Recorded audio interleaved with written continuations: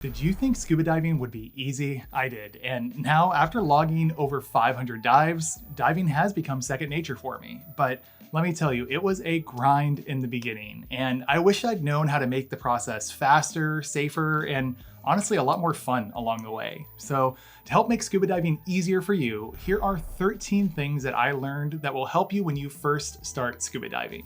Let's get into it. I'm Thomas Hughes, a professional scuba instructor, and on this channel, you'll see videos on scuba education, equipment, experiences, and environmental awareness. Lesson number 1. When I first started diving, I was so worried about doing something wrong on a dive. I kept thinking things like, what if I messed up something for one of my dive buddies? Or what if I screw up and hurt myself, right?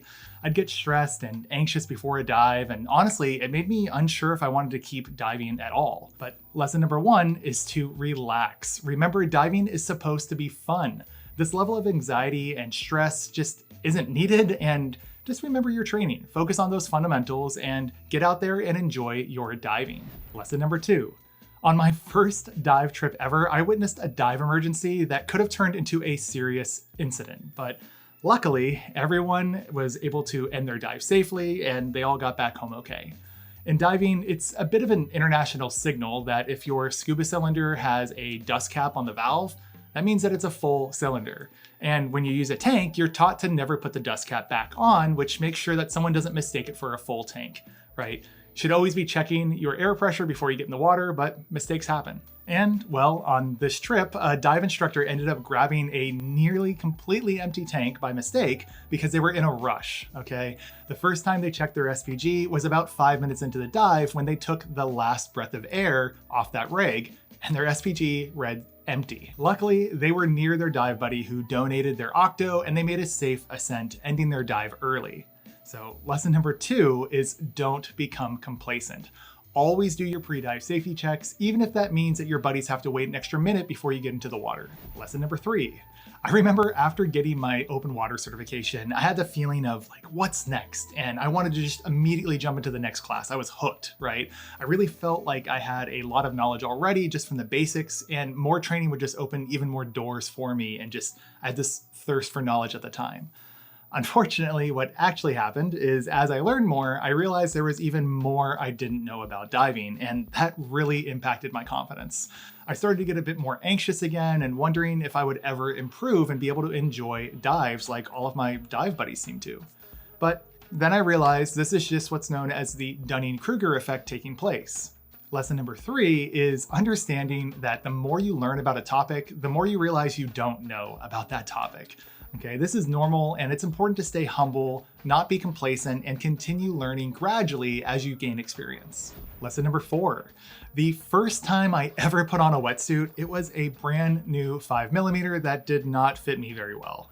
It was so tight. It cut off my circulation in my arms and in my legs, and because it was brand new, it made me way more buoyant than I was used to. I struggled so much with my buoyancy that day that I gave up and decided I just wasn't gonna go diving that day. Now, luckily, an instructor friend told me that struggling with buoyancy is normal and helped give me some tips so I could work on it. Lesson number 4 is to focus on your buoyancy early and often. You'll always be working on it.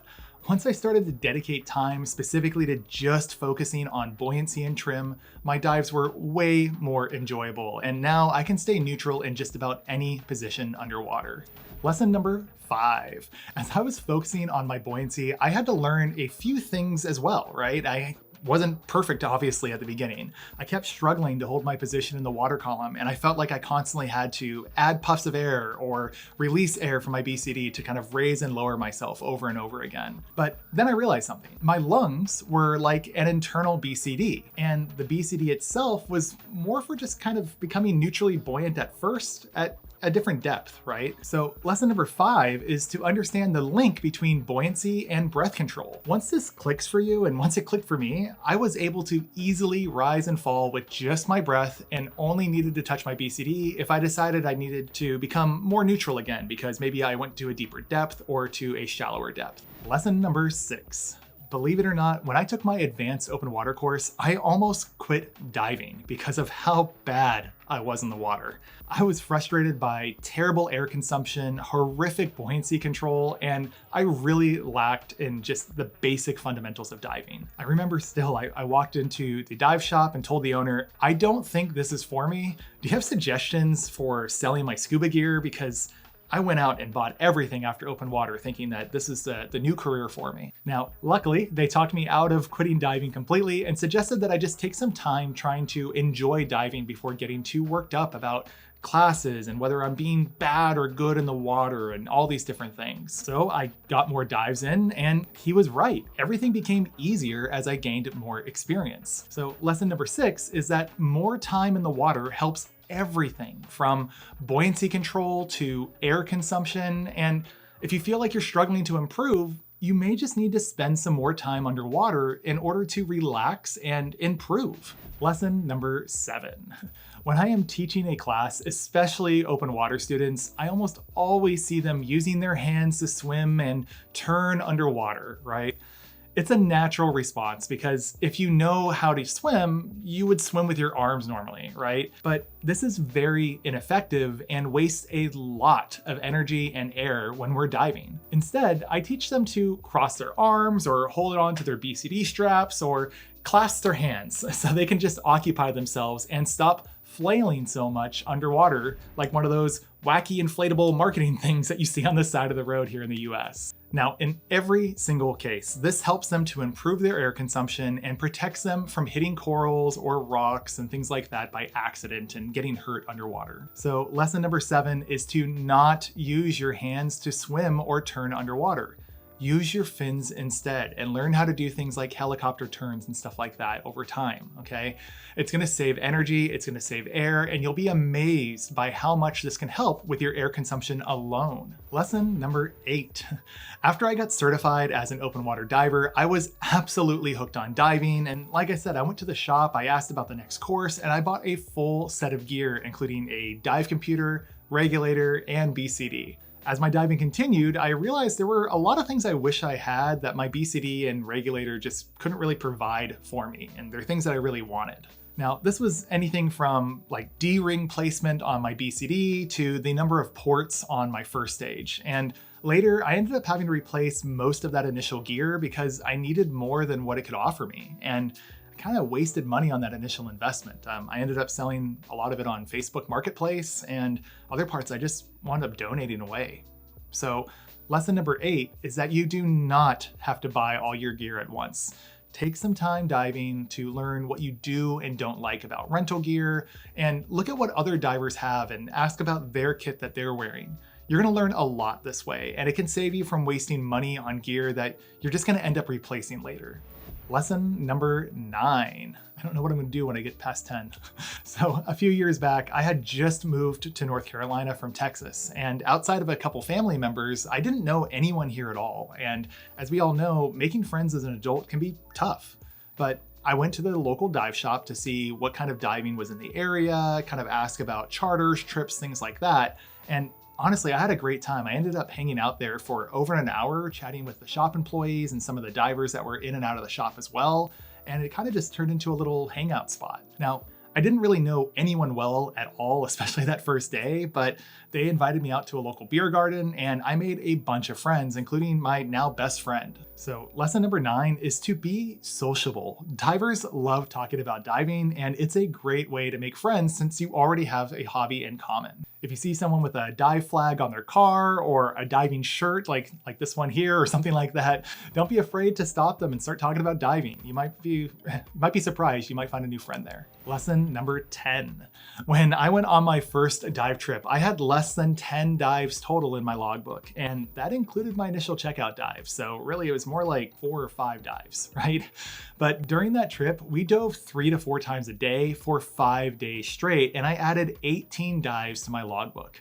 So in one trip, I more than doubled my time underwater, and it made a huge impact to my diving. Diving that many times, day after day, back to back like that, allowed me to gain so much confidence and improve my fundamentals tremendously. Now, lesson number 10 is to go on dive trips. They truly accelerate your skills by so much and are incredible experiences as well. If you're new, you're gonna see so much improvement back-to-back diving like that. And if you're more experienced, you get to see amazing things that you can't always get back home. I love dive trips so much. It's one of the reasons why I'm gonna be hosting my own coming soon. So click that first link in the description to get my newsletter so you don't miss out when I start offering those trips and you can go diving with us. Lesson 11. So now, speaking of experience, I often hear divers talk about the number of dives they have or how long they've been diving. Some like to show off which certifications they have too and try to prove how experienced they are, right? Well, the funny thing is I've learned that even people who have been diving for 40 years may not be that experienced still. Diving often and in varied conditions is really way more important than the total number of dives or total years of diving that you've had. If you dive twice a year for 50 years versus 50 times a year for 2 years, you both have 100 dives, but I'd argue the person diving more frequently may actually be a little bit more experienced in the water just because of how often they get that repetition. So lesson number 11 is that certifications, years of diving, and total dives don't automatically equal experience. Experience comes from diving frequently and experiencing many different diving conditions as well. Once I realized this, I learned who I wanted to take more advice from and who I would listen to, but honestly, maybe I'd ignore their advice overall because they just aren't as experienced as they might sound on paper. Lesson number 12. I had just finished that first dive trip that I mentioned a little bit earlier, and one of the divers on the trip asked me when my next one was and where I was going to be going next. I remember I looked a little bit sheepish and mentioned how expensive trips are and that I wasn't sure when I would be able to take off time from work to go on another trip like that. And she asked me a really important question that's always stuck with me. She said, "Do you live to work or do you work to live?"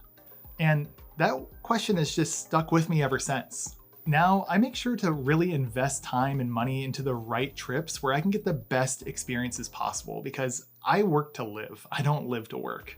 Lesson number 12 is that dive trips can absolutely be expensive, but they're also absolutely worth it, especially if you do it right.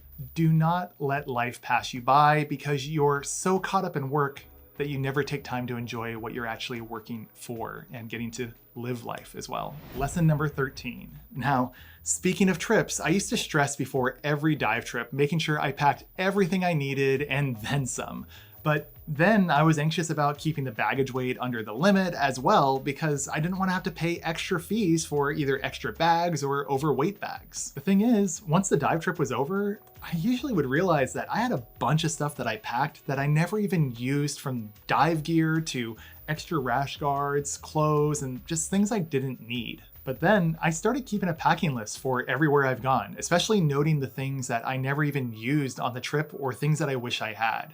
And now I just use my packing list and make small edits as needed, removing all that stress and worry. So lesson number 13 is to keep a good packing list for your trips. Learn from others and adjust it based on what you actually use on the trip, not just what you brought on the trip. And if you want to see my generic packing list for scuba travel, you can click the link down in the description below and I'll send it over to you. Now, I did say 13 lessons, but I wanted to share one more with you because I think it's an absolutely critical tip if you want to improve as a diver. The thing is, it's a bit of a longer one, so watch this video next where I give you a trick to help fix your buoyancy problems.